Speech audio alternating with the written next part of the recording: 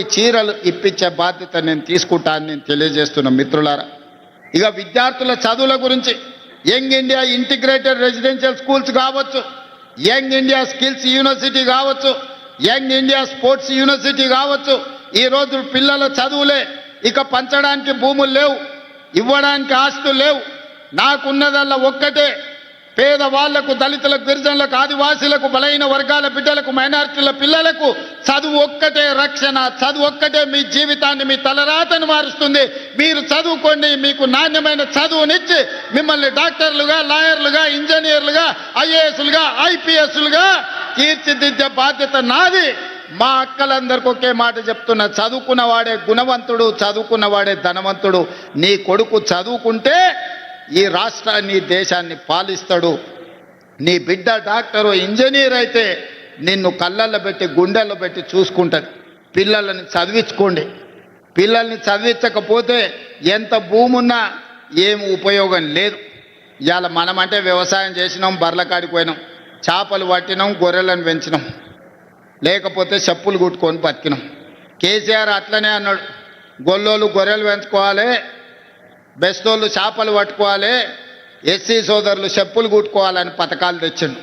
ఎందుకంటే ఆయన పిల్లలు రాజ్యం మేలుకోవాలంటే మీరందరూ చేపలు పెంచాలి, గొర్రెలను పెంచుకోవాలి. నేను అట్లా చెప్తలేను. మన తాతలు ముత్తాతలు 10 తరాల నుంచి ఆ వృత్తి చేసారు. మన బతుకులలో మార్పు రాలే, మన జీవితంలో వెలుగు నింపలే. అందుకే ఇవాళ ఈ వేదిక మీద చాలామంది, బలరాం నాయక్ గారి నుంచి చాలామంది ఇక్కడ ఎస్టీ సోదరులు, మా సీతక్క లాంటి వాళ్ళు, కొండ సురేఖమ్మ లాంటి వాళ్ళు ఇవాళ ఎమ్మెల్యేలు, మంత్రులు అయిందంటే చదువుకోబట్టే. చదువు ఒక్కటే మన జీవితంలో మార్పు తీసుకొస్తుంది. చదువు ఒక్కటే ప్రపంచంలో మనల్ని నిలబెడుతుంది. చదువు ఒక్కటే ప్రపంచంతో పోటీ పడే విధంగా తీర్చిదిద్దుతుంది. పిల్లలను చదివించుకోండి. మీ చదువులకు కావాల్సిన వసతులు, ఏర్పాట్లు చేసే బాధ్యత నేను తీసుకుంటా. ఇక భవిష్యత్తులో ప్రభుత్వం భూములు ఇస్తుందనో, ప్రభుత్వం ఆస్తులు పంచుతుందనో ఆలోచన పెట్టుకోకండి. మీ ఇంట్లో నీ బిడ్డనో, నీ కొడుకో ఒక ఐఏఎస్ఓ, ఐపీఎస్ఓ అయితే భవిష్యత్ తరాలన్నీ మీ జీవితాలు మారిపోతాయి. మీకు భూమి ఇస్తే ఉంటే ఉంటుంది, పోతే పోతుంది, మళ్ళా భవిష్యత్ తరాలు అట్లనే ఉంటాయి. అందుకే చదువుకోవాల్సిందిగా ఈ వేదిక మీద నుంచి నేను సూచన చేస్తున్నా. అందుకే మిత్రులారా, ఒక పక్కన రైతులను, రెండో పక్కన మహిళలను, మూడో పక్కన విద్యార్థి, నిరుద్యోగ యువకులను ఆదుకునే బాధ్యత తీసుకున్నాం. అందుకే 10 సంవత్సరాలు వాళ్ళు నియామకాలు చేపట్టకపోతే వాళ్ళు ఇంట్లో ఉన్నోళ్ళందరికీ వాళ్ళు ఉద్యోగాలు ఇచ్చుకున్నారు. కానీ మన ప్రభుత్వం వచ్చిన తర్వాత తలలు లెక్క కట్టి 61,379 ఉద్యోగాలు ఎల్బీ స్టేడియంలో మొదటి సంవత్సరంలోనే నియామక పత్రాలు ఇచ్చి నిరుద్యోగ యువకులకు గ్రూప్ 1, గ్రూప్ 2, గ్రూప్ 3, గ్రూప్ 4 వివిధ శాఖలలో ప్రభుత్వ ఉద్యోగాలు ఇచ్చినాం. ఇంకా 40,000 ఉద్యోగాలు ఇవ్వడానికి ప్రయత్నాలు జరుగుతున్నాయి. తొందరలోనే నోటిఫికేషన్లు ఇచ్చే బాధ్యత నాది. పోటీ పరీక్షలకు పోటీ పడండి. ఊర్లలో సర్పంచులను, వార్డు మెంబర్లను చదువుకున్న యువకులకు సమయం వృధా చేసుకోకండి. రాజకీయాలు ఎప్పుడు ఉంటాయి. రాజకీయాలలో ఏదో ఒక పదవికి పోటీ ఎప్పుడైనా చేయొచ్చు. దానికి వయసేం లేదు, వయసేమో నియమ నిబంధనల్లో లేదు. కానీ చదువులకు, ప్రభుత్వ ఉద్యోగాలకు వయసు మీద పడితే అనర్హత వస్తుంది. కాబట్టి మొట్టమొదట పోటీ పడి ప్రభుత్వ ఉద్యోగాలు సాధించండి. ప్రభుత్వం కాకపోతే ప్రైవేట్లో మంచి ఉద్యోగాలు సాధించండి. మీరు, మీ కుటుంబాలు బాగుపడతాయి.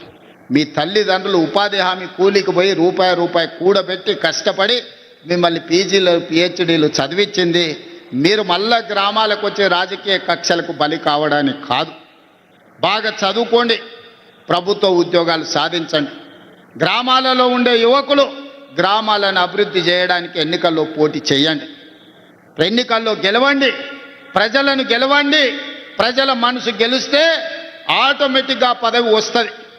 నేనే ఉదాహరణ, 2006లో నేను జడ్పీటీసీ ఇండిపెండెంట్గా గెలిచిన, 2007లో ఎమ్మెల్సీ ఇండిపెండెంట్గా గెలిచిన, 2009లో ఎమ్మెల్యేగా గెలిచిన, 2014లో ఎమ్మెల్యేగా గెలిచిన, 2019లో ఎంపీగా గెలిచిన, 2021లో కాంగ్రెస్ పార్టీ ప్రెసిడెంట్నైనా, 2023లో తెలంగాణ రాష్ట్రానికి ముఖ్యమంత్రి అయ్యి 2025లో మాధవన్న పక్కన నిలబడి ఈ రాష్ట్రాన్ని అభివృద్ధి పదం వైపు నడిపించాలనుకుంటున్నా.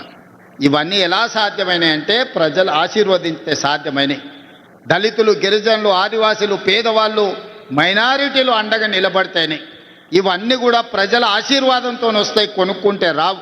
అందుకే ఎన్నికల్లో పైసలు ఖర్చు పెట్టకండి, ప్రజల మనసు గెలవండి, గ్రామంలో ఉండే సమస్యల్ని పరిష్కరించండి, గ్రామ సమస్యల మీద అవగాహన పెంచుకోండి. అందుకే ఈనాడు ప్రభుత్వం ఆర్ఎండ్బి పంచాయతీరాజ్ శాఖలో దాదాపుగా 20,000 కోట్లతోని 10 సంవత్సరాలు వాళ్ళు వేయకుండా వదిలేసిన రోడ్లను ఇవాళ వేస్తున్నాం. ప్రతి తండా నుంచి, ప్రతి గూడెం నుంచి మండల కేంద్రానికి ఒక బీటీ రోడ్డు, అదేవిధంగా మండల కేంద్రాన్ని నుంచి జిల్లా కేంద్రానికి డబల్ రోడ్డు, అదేవిధంగా జిల్లా కేంద్రం నుంచి రాష్ట్ర రాజధానికి 4 లేన్ రోడ్డు. ఈరోజు ప్రణాళికబద్ధంగా ప్రతి ఊరికి రోడ్డు ఇవ్వాలి అనే ప్రణాళిక తీసుకొని 20,000 కోట్ల రూపాయలతోని ఆర్ఎండ్బి అండ్ పంచాయతీరాజ్ శాఖల ప్రతి తండకు, గూడెకు, అడవులలో ఉండే మారుమూల గూడానికి కూడా ఇవాళ రోడ్లు ఇవ్వదలుచుకున్నాం. ఏ గ్రామానికి కూడా రోడ్డు లేదని వినదలుచుకోలేదు. రోడ్డు, తాగునీరు, బడి ఈరోజు మన ప్రాధాన్యత. ఇవన్నీ పనులు మేము చేస్తాం. ఇవన్నీ అమలు జరగాలంటే గ్రామాలలో సర్పంచులు మంచోళ్ళు ఉండాలి. నోరు మంచిదైతే ఊరు మంచిది అన్నారు. తీట నోరు పెట్టుకొని మాట్లాడిర్రు అనుకో ఏ పని జరగదు. నిన్న మన ఒకటి జూబ్లీహిల్స్లో వెళ్ళిండు తీట నోరు వేసుకొని, జూబ్లీహిల్స్ ఉప ఎన్నికల రెఫరెండం రేవంత్ రెడ్డి సంగతి తేలుస్తామని. మొత్తం జూబ్లీహిల్స్లో అంతా చెత్త అంతా రేవంత్ రెడ్డి తెచ్చిపోసిండు అని చెప్పిండు. ఇల్లు తిరిగిండు, అందరు కడుపులో తలకాయ పెట్టిన, కాళ్ళకు దండం పెట్టారు. ఇక ఆయన మూతబరి మాటలు చూసిరు. దీన్ని తీట అనగాలంటే దీన్ని బండకేసి కొట్టాలని గెలిపించుడే కాదు, 25,000 మెజారిటీ ఇచ్చి బండకేసి కొట్టి బొంద పెట్టారు జూబ్లీహిల్స్లో. మరి రెఫరెండం అన్నాడు సిగ్గు లేకుంటే ఒక నెలనని ఇంట్లో వండుకోవాలి కదా, మళ్ళీ లేచి మళ్ళీ రోడ్ల మీద తిరుగుతూనే ఉన్నాడు, మళ్ళీ అబద్ధాలు చెప్తూనే ఉన్నాడు. మళ్ళీ ఈసారి సర్పంచ్ ఎన్నికలలో ఎట్లా కొడతారో అయ్యా మీ ఇష్టమే. మా అక్కలు సలాకి కాల్చి వాత పెడతారో, లేకపోతే మా పిల్లలు కోదండం వేసి కొడతారో నాకు తెలియదు, కానీ వాళ్ళని సలాకి కాల్చి వాత పెట్టుర్రి. 2023 అసెంబ్లీలో అధికారం పోయింది, 2024 పార్లమెంటులో గుండుసున్న వచ్చింది. తర్వాత ఎమ్మెల్సీ ఎన్నికల్లో అభ్యర్థులు దిక్కులేరు. మన రెఫరెండం అంటే బండకేసి కొట్టిరు.